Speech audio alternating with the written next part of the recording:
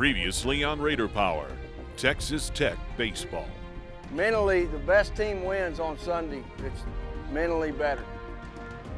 Y'all understand that? Well, baseball is a game that'll challenge you mentally, and obviously the mental side of it's a part. I feel like in college baseball, minor league baseball, it's probably not taught as much as it needs to be. But mentally, we got to be good. We got to remind each other. We got to remind you to be mentally better, but we trust you to go do the job. You got it? The key part is really just to try to get them to get out of their own way, no matter what the circumstance of the game is, what the game is doing to them. The game can be cruel to people, and it's a tough game. It's a game about failure, and you got to be able to learn to get out of your own way and play with a clear mind. But my front side can't just be floating when I'm hitting it. It has to be down into the ground. When we're in the cage, it's more mechanical stuff. Swing plane, what they're doing with their hands, whether or not they're trapping them hands, their path to the baseball, whether they're using the ground to hit. The last two, where do you think you make contact on? Right almost even with your front foot. Corner's great, you know, it's just, he's real calm, easy to talk to, and if you're having trouble, he's there for you, and you know, he looks for things that you need to work on, and he'll help you out. Whenever you need him, he's always there. You know what I mean? It's a round ball, round bat. And you're trying to go square. It ain't gonna happen right every time. Just trust the fact that the swing is right, and you just miss-hit the ball. The one thing about hitting is you can't hit if you're tight. You can't hit if you're thinking. And so I just try to remind them that, hey, it's a round ball, round bat. It's difficult to do. You just got to do the best you can when you're in there, when you're in the box and you're competing against the guy.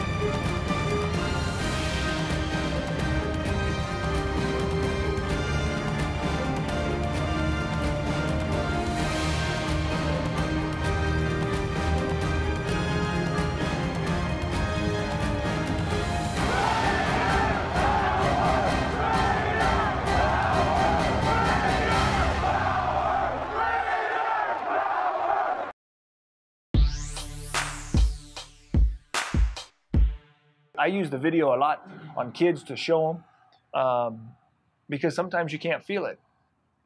Earlier we used a video on Burleson.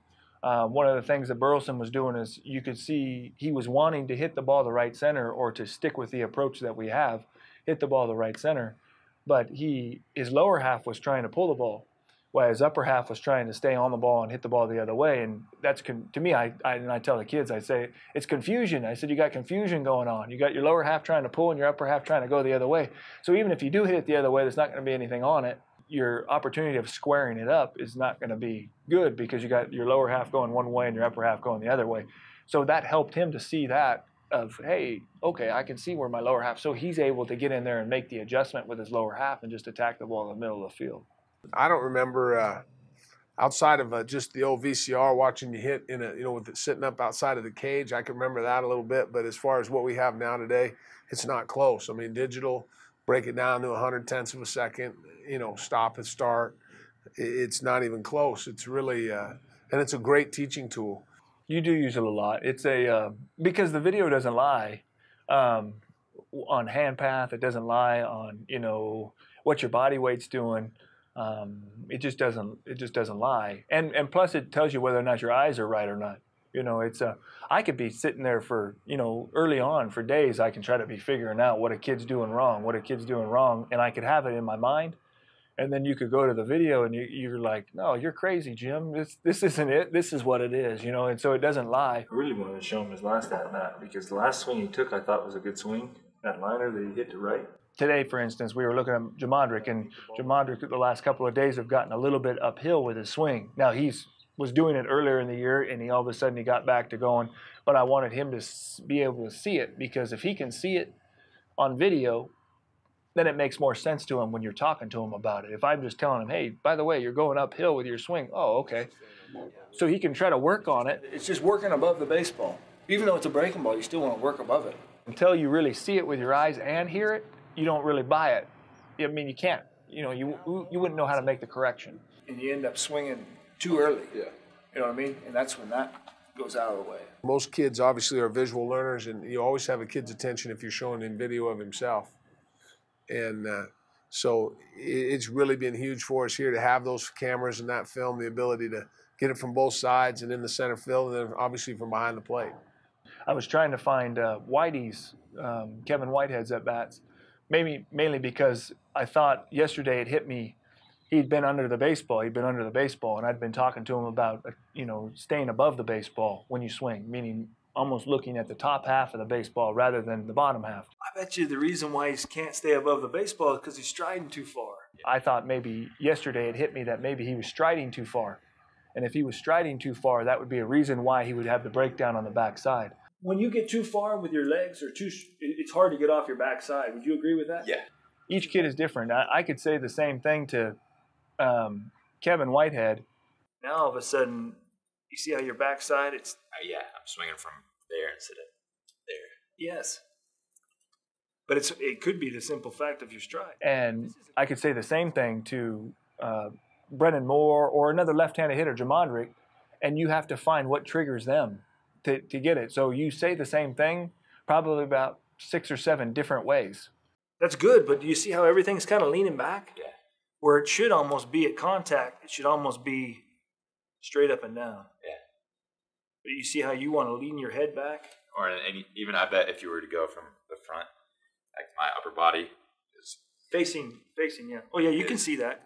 They're all different ways of saying the same thing that you want to get across. You just have to find the one that triggers in his mind that gets him to swing the right path. Does it feel better? Like you doing that and you just going... Feel like I can actually stay over the baseball. Rather than... Yeah.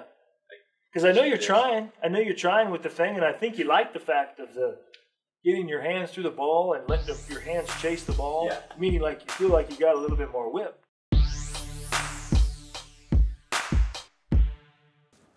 Yeah, those are good. Is he really at that 45%? That's what that comes out to? Yeah. That's good. Yeah.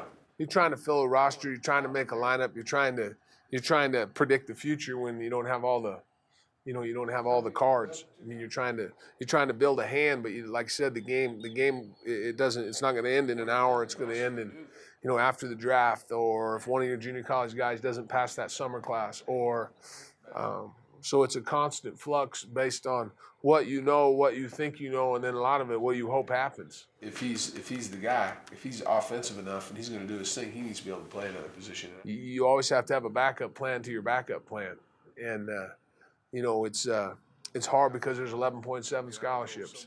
There's not enough scholarship money to go around, so you have to make adjustments on guys sometimes that have been here a couple of years, and you have to. And a lot of guys come here and they come on a scholarship or no scholarship and earn scholarship money.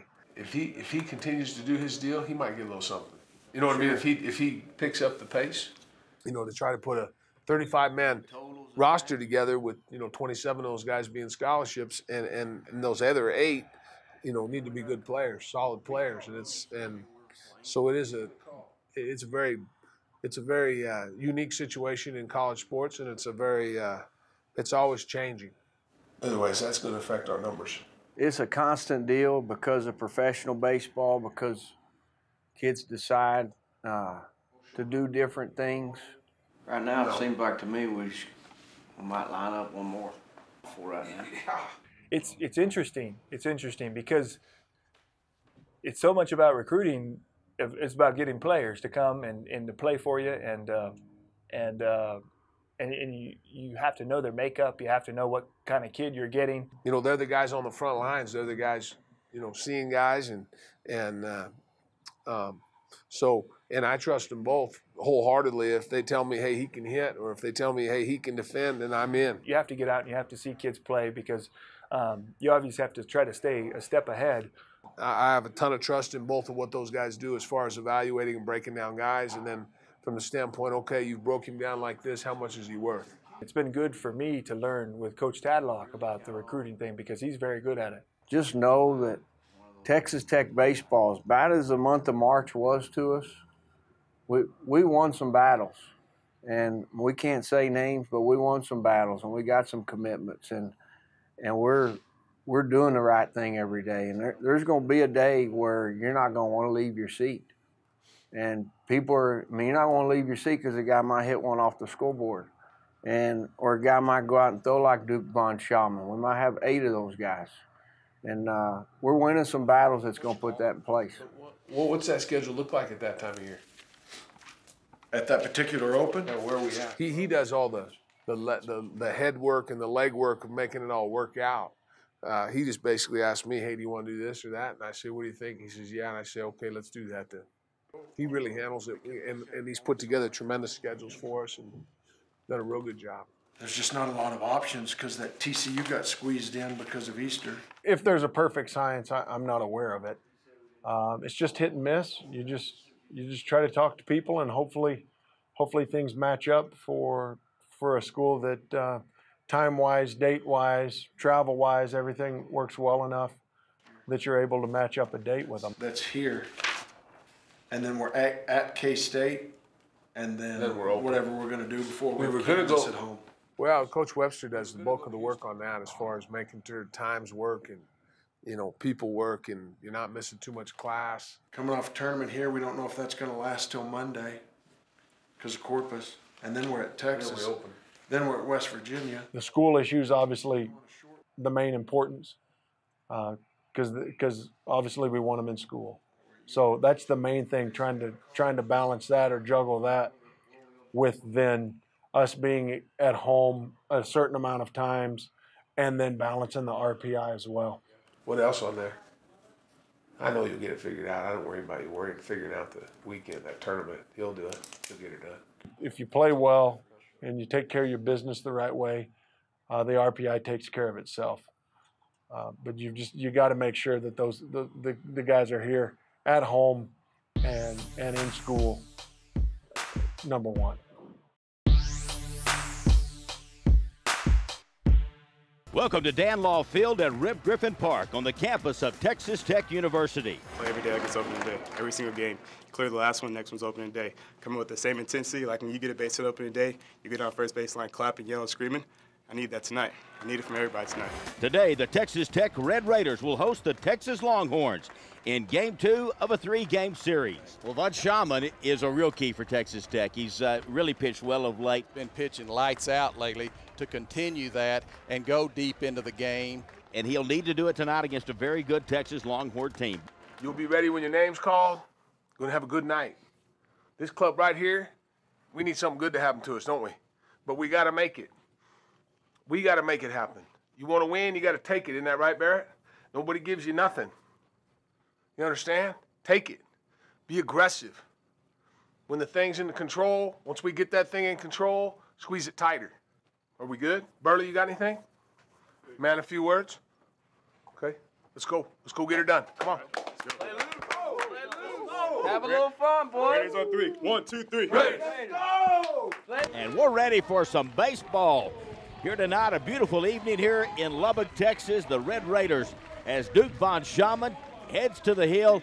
And how important is he to this baseball team this year? He has been absolutely tremendous all season long. You need a guy like Duke that you can count on every Friday night in the Big 12, and so far Duke's been that guy. And they really, really need to count on Duke tonight. Come on, baby. Come on, Dookie. Here you go, Duke. Come on, Bob. Come on, Duke. No score in the ball game. 1-2 the count. Swing and a miss. First strikeout in the ball game for Von Schaman. 1-2 the count. 2 outs here. Top half of the 3rd inning, and a call, 3rd strike. He froze Mark Payton. But 2 outs now here in the top half of the 4th inning. Here's a ball hit out deep to left field. On the move is Brennan Moore. It's going to be off the wall, and the Longhorns are on the board as Weiss comes in to score. Right here. Let's go. Come on, rally up, get after him right here. And we need to answer back right now, David. Let's don't let this thing go any further. Good way to start it right here with Barnes leading off. And he hit it all the way to the wall out in left center field. And he will have a stand-up double to lead off the Red Raider fourth. There you go. There you go. 328 on the season for Lejeune. Get on that bag. Get on that bag. It's a grab ball, fair ball down the line in left. Barnes rounding third. He'll score. And Lejeune's on his way to second. High throw. Gets by. And it's going to the wall on the right side. Lejeune is up. And he'll get into third base easily. 2 outs now for the Red Raiders. And Jordan Lopez steps into the box on the right side. Base hit here could give the Red Raiders the lead. And there it is, right up through the middle. Center fielder Maitland has it. He will just throw to second. And coming in to score will be Mason Randolph, and Texas Tech has the lead 3-2. He will come in and face Scott Lejeune. 1 of 2 in the ball game as an RBI, scored a run. Maybe his numbers. Line drive over short into left field. Magruder making the turn at third. Barnes into third base, sliding in and down to second. Scott Lejeune. He delivers again for the Red Raiders. It's a fire out there on the bases from Lejeune. Here we go back to the action. Von Schaman still on the mound. 2 outs here, top half of the 6th inning. And he struck out the side. Duke Von Schaman with 3 Ks here in the top half of the 6th inning. You gotta like to see that. Texas Tech still up 4-2. I thought Duke was outstanding. I really did. I thought he did everything he does when he goes out. He gives us a chance to win.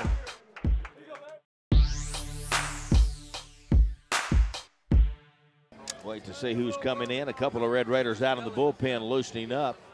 He probably needs about a minute to get the pump. Okay, he's going to have this hitter. This hitter he's got. Bullpen is out of sight here for the home team, Red Raiders. Here you see him headed in. It is going to be Shane Broyles. Now they try to get the righty-righty matchup. He got in the groove pretty good there. I mean, he gave us a bunch of chances, kept the score where it was. 4-4 the score. Texas with 8 hits in the ball game. The Red Raiders with 6. Come on, Shane, come on, baby. One of the bigger pitches of the game right here, Dave. Swing and a miss, and Broyles comes back to get his man. Really big time effort, and I'm glad to have him back rolling again. 2 balls, 2 strikes, 2 outs here, top half of the 11th inning. 2-2 pitch, swing and a miss, and now Broyles has struck out the side. That's how you do it. Let's go win a game. You know, he just, well, if we don't have him, we can't do what ended up happening in the 14th. 6-4, Texas Tech trailing by 2, bottom of the 14th. They're out of stayed with it here tonight. Great game, beautiful night. It is. It's a great night to be at the ballpark. There's a ground ball down the line, knocked down, it gets loose. Magruder will beat it out. Gotta believe it, gotta believe it. Come on, gotta believe it, let's go. Hey, free and easy, big boy, right man. Here you go, Scott, come on, bud, you got it. Gotta believe it's coming. Had a double back in the 4th. Drove in a run, came in to score. Count 1-2. 1 out, bottom of the 14th. Red Raiders with a couple of base runners, first and second. Magruder down at second. There's a pitch. It's going to be flared. It's going to be a base hit to left field. Magruder turns third. He's coming home. And it's a 1-run ball game, 6-5. Anyway, the bases are loaded. 2 outs. We can do it with 2. Come on, buddy. Hey, 5-9. Let's send them all. 5-9. And at the plate, Bryant Burleson. There's a line drive out to the gap in right field. Here comes 1 run in. Here comes the winning run. Play at the plate. No way. Raiders win.